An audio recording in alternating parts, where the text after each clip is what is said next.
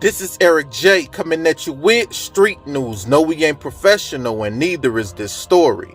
30-year-old alegray have been arrested and charged with murder after he beat to death his girlfriend's son for peeing on his sofa. So look, according to the reports, alegray said, "I was babysitting a boy while his mother was at work and he peed on my sofa. I got so mad that I just punched him. I hit him a couple times. I knocked him out. I was just so mad and aggravated at what he had done. I tried to wake him up afterwards, but he wouldn't wake up.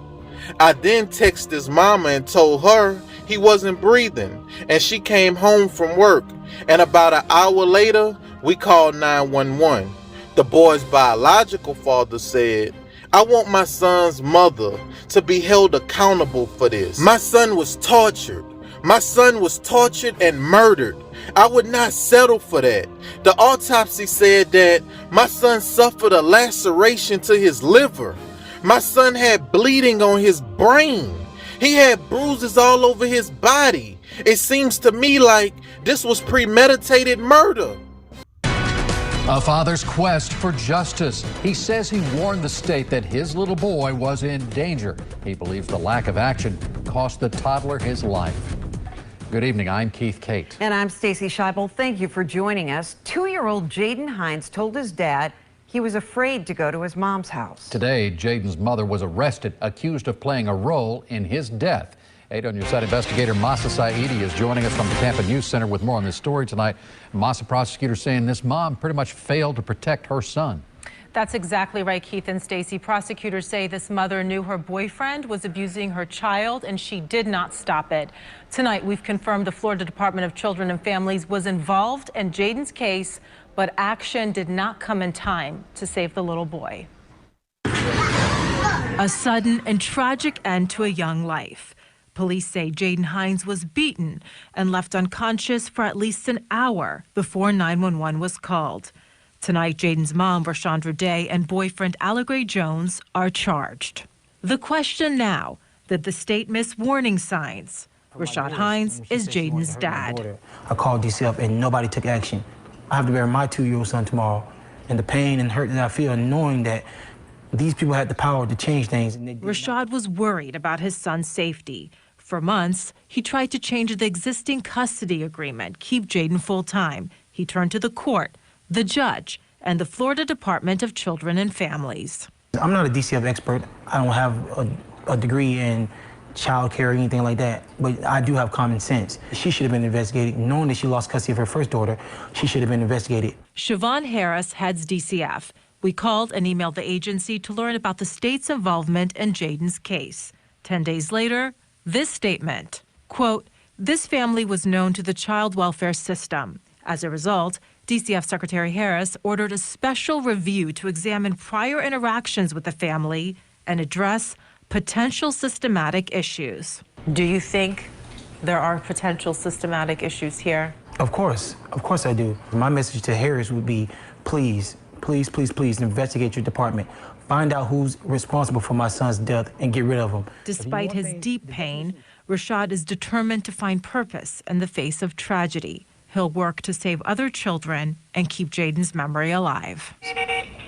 And this is what Jaden would do every single day. Dad eating pizza and drinking his juice from his sippy cup, watching PJ Masks every day.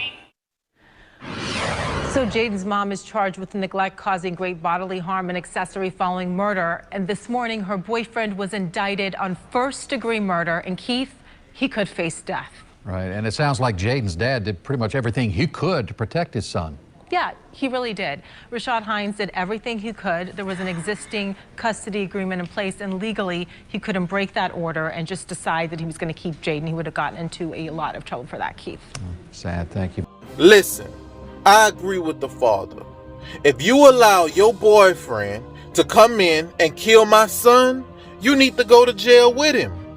This man killed my son for peeing on the sofa. And while my son was laying there dead, he texted you and told you to come home. And when you got there, you waited a whole hour before you called 911.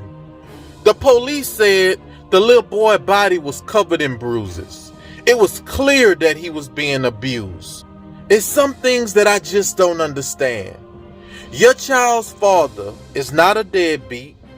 He's actually in court fighting for his son. You know your boyfriend don't like your son. You know you can't protect your son from your boyfriend.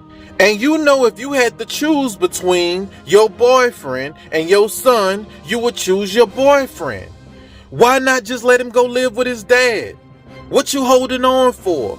Is it about child support? Are you keeping him in that situation just for a check every month? Cause it ain't about love. Cause if you loved him, ain't no way in the world you would have waited a whole hour to call the police after your boyfriend beat him to death. You don't do that to the people you love. So no, it's not about love. I'ma answer that. It's not about love. You didn't keep him in that house because you loved him.